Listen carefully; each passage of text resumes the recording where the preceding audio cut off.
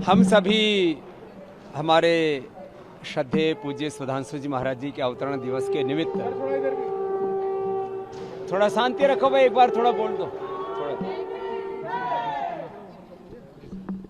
हम सभी श्रद्धेय पूज्य आचार्य श्री सुधांशु जी महाराज जी के अवतरण दिवस के निमित्त यहाँ पर एकत्रित हुए हैं। और जैसे श्रद्धेय आचार्य श्री ने कहा कि ये सनातन का गौरव काल है और सनातन का मूल भारत की गुरु शिष्य परंपरा, हमारी वो संस्कृति, हमारे वो संस्कार, वो हमारी विरासत जो करोड़ों वर्ष पहले हमारे ऋषियों ने हमें दी। दुनिया का कैलेंडर 2025 सालों में सिमट जाता है। हम 1,96,08,53,126 वर्ष पुरानी उस ऋषियों की विरासत के संवाहक और उन ऋषियों के हम वंशधर हैं।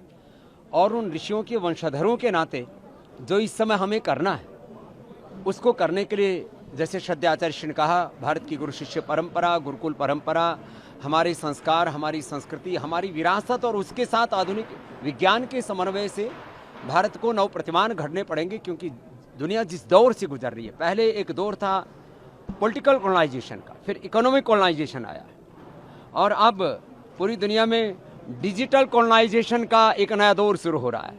और इन सब के बीच में सनातन जो शाश्वत है, उस सनातन के शाश्वत मूल्यों को लेकर के पूरी दुनिया एक बहुत बड़ी अपेक्षा रखती है भारत से। क्योंकि जन्म से चाहे हम भारत में 100 करोड़ से अधिक और पूरी दुनिया में 150 करोड़ के लगभग हो सनातनी, लेकिन सनातन के विचार और संस्कार में, संस्कृति में श्रद्धा रखने वाले पूरी दुनिया के लगभग 300-400 करोड़ लोग हैं। और आने वाले समय में ये संख्या 500 करोड़ से प्लस होने वाली है। इस्लाम अपने अलग कारणों से एक्सपोज हो चुका है, ईसाईयत अपने अलग कारणों से एक्सपोज हो चुकी है और अमेरिका टैरिफ वार के चलते या टैरिफ टेररिज्म के चलते अलग तरह से एक्सपोज हो चुका है।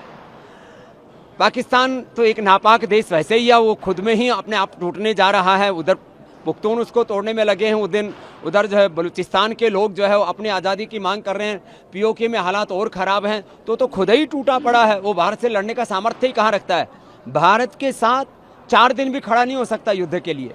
अब तो मुझे लगता है थोड़े दिनों में हमें अगला गुरुकुल एक कराची में और अगला लाहौर में बनाना पड़ेगा और वहीं से हमारी गुरुकुलीय संस्कृति प्रारंभ हुई थी महर्षि दयानंद ने, और वहीं से ये अभियान अब वापस चलेगा। तो 3 गुरुकुल पूज्य आचार्य जी यहाँ बनाएंगे, हम अगला गुरुकुल कराची और लाहौर में बनाएंगे। जिस तरह से पहलगाम में जो घटना हुआ, उसमें धर्म विशेष का नाम लेके कलमा पढ़वा करके जिस तरह से पूछ करके अब अगला मंच से होगा। सर एक सवाल सर छोटा सा, ये सनातन और सनातन संविधान और इसको लेकर सर काफी बहस होती है। देखिए अब अगली बात, इस पर क्या कहते हैं? एक है हमारा, कोई बात नहीं, एक है हमारा लोकतांत्रिक संविधान। हम भारत के लोकतांत्रिक संविधान में पूर्ण आस्था रखते हैं, लेकिन अपने सनातन वैदिक संविधान को भी बराबर का गौरव देते हैं। इसलिए हमारे यहाँ पर कोई संघर्ष नहीं है। एक तरफ हमारा वेद धर्म सर्वोपरि है, सनातन धर्म सर्वोपरि है, तो दूसरी तरफ राष्ट्र धर्म भी सर्वोपरि है। इसको लेकर के कोई संशय नहीं।